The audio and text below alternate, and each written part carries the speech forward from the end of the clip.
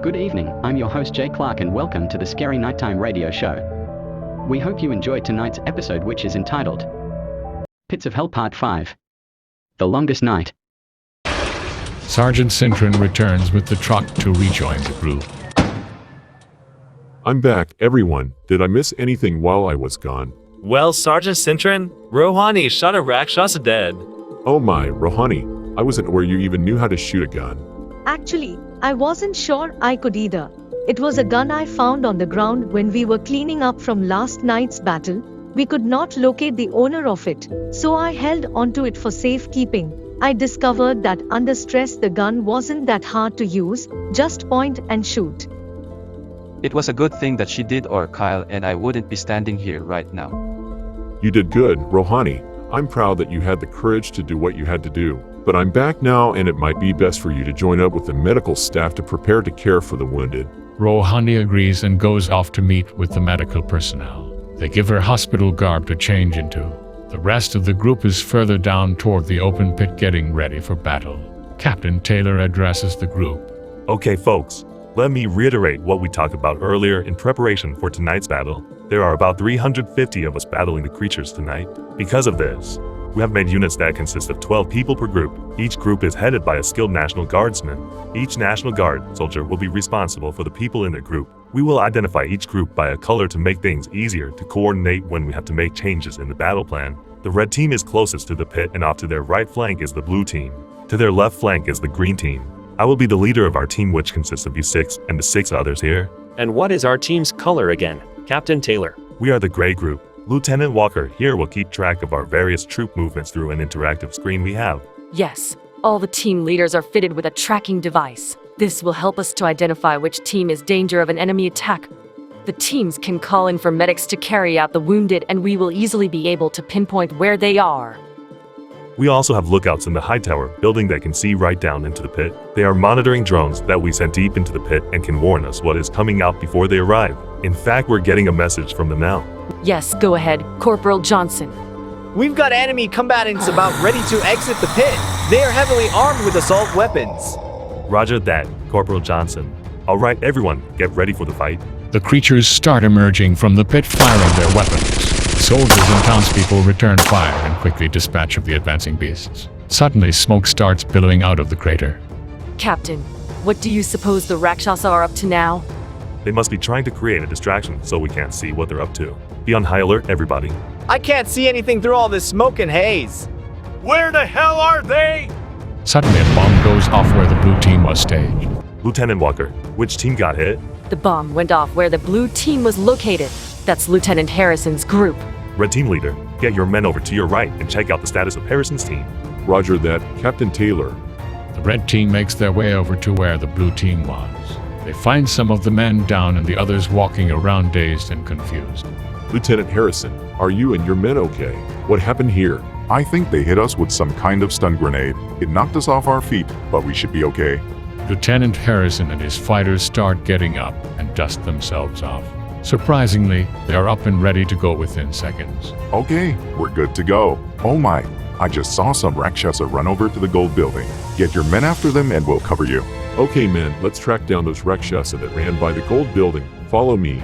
The red team advances towards the gold building. Harrison's team follows behind, but suddenly stops and the lieutenant speaks. Okay boys, let them have it. The blue team fires onto the red team with their machine guns, shooting them in the backs. The others see this. Those men must be Rakshasa, who have shape-shifted. Turn your guns on them. The other fighters turn their guns on Harrison's team, killing all of them. As they die, they transform back into the Rakshasa that they actually were. Status report, Lieutenant Walker. The Rakshasa have been killed. We also lost both the red and blue teams consisting of 12 fighters each plus the 2 team leaders. Oh my word, the battle has just begun and we already lost 26 people. Watch your backs, everyone, and be extra cautious of shapeshifters. Let's get Rohani over here to see if she can give us some insight as to the Rakshasa's next move. Frank phones Rohani to come over from a triage she is staged at. Captain Taylor then gets a message from Corporal Johnson from the lookout. We've got movement in the pit again. Go ahead, Corporal Johnson. What are you seeing? I can't believe what I'm seeing on the drone footage. Let me ask you something. Where do you think Hitler's Nazis went after they died? Well, they must surely have went to hell. I'll agree to that. They must all be in the pits of hell now. Well, I've got news for you. They're climbing their way back up out.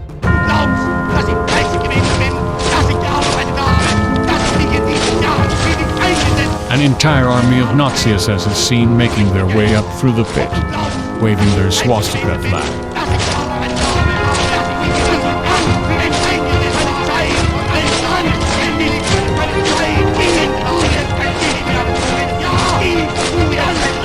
The corporal estimates by how far down into the pit they are. They will surface in about 5 minutes. Rouhani has made her way over to the group. What in the world are the Nazis doing back on Earth? Are these actually Rakshasa in disguise? No, Frank, these shouldn't be Rakshasa. The Rakshasa only shapeshift into something when it is to their advantage. Turning into Nazi stormtroopers does them no good. Absolutely, Rouhani. To appear as Nazis wouldn't help them. We would see them as enemy combatants and simply kill them. To shapeshift and appear as one of us allows them to fool us and perform a deadly ambush, as they just did. So we're fighting the Rakshasa and Nazis from hell at the same time. It appears that way, Jonah. The Bible warns us of demons being released upon Earth in the end times. There you go thumping that Bible again, Frank.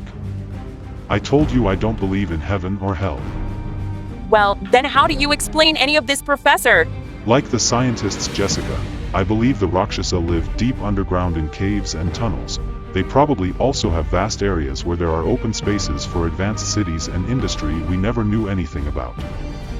You really believe they have underground cities below our feet that we don't even know about? Well, it's easier for me to believe that, Officer Murphy, than to believe in this demons climbing up from the pits of hell theory that Frank keeps suggesting. But, Professor, how do you explain the Nazis? Are you saying they live underground as well? No, I don't think so. But as we all know, we have neo-Nazis in this country and all over the world for that matter, misguided people who think Hitler was right. At some point in time the Rakshasa probably made an alliance with these people. But why would they? How in the world could they possibly do that? The Rakshasa have probably been sending teams up to the surface for years now. We just didn't realize it. They travel at night in the cover of darkness and shapeshift into human form so no one suspects anything. At some point they got together with neo-Nazi groups and formed an alliance. It's probably been in the works for many years. I still don't understand why they would do that though, Professor. You know, I think the professor might be onto something. It appears that the Rakshasa want to take over our country and probably the whole world. What did Hitler want? World domination. The Rakshasa are limited to only fight at night, but the neo-Nazis can fight us all day long. Oh my, what an unholy alliance that would be. Well, whatever these things are. Humans, demons, zombie soldiers, or German ghosts from World War II. We have to defeat them. Rouhani goes back to the triage unit she came from. Just then they get another message from the lookout and Corporal Johnson. Captain Taylor, we have heavy equipment and artillery making its way up from the pit. I'll send you the video. Oh my word, this looks like a tank. And not just any tank. It's a King Tiger. Oh man.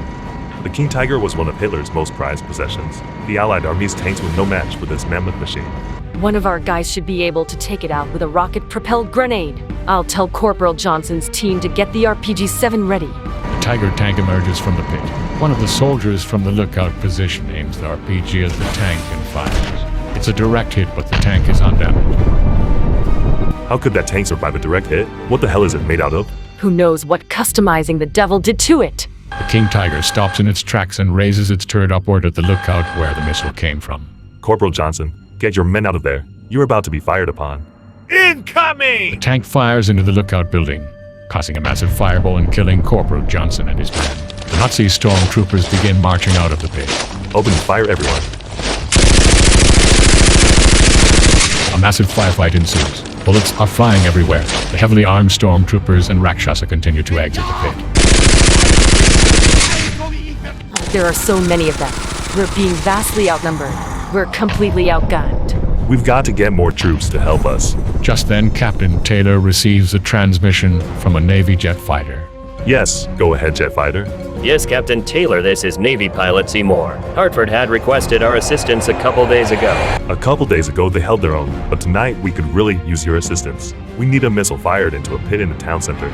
Also, we have a runaway King Tiger tank causing havoc.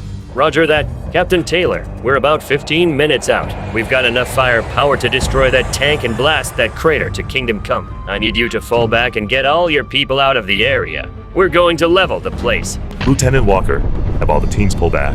Navy jets are going to bomb the hell out of this area. The lieutenant informs all the team leaders to pull their people back and retreat from the site.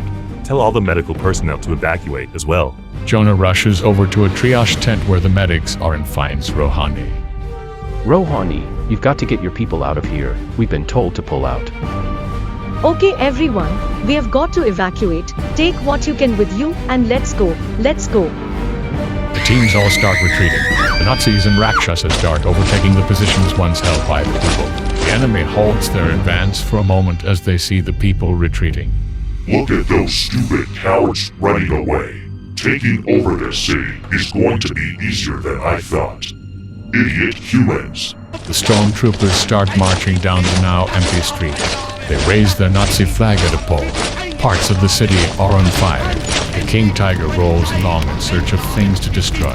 As the people continue their retreat, they look back at the city in horror and anguish. They halt for a moment. I can't believe what's happening to Hartford, Connecticut.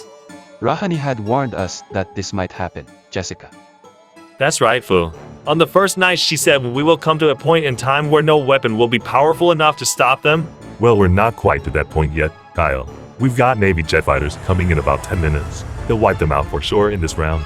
We'll worry about tomorrow night when it comes. Maybe we can do enough damage to them that they can't even come out tomorrow night.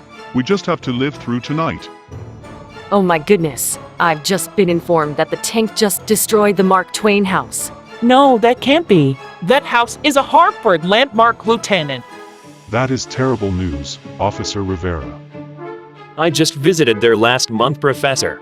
It appears that tank is destroying everything in sight. Buildings. Statues. And even billboards.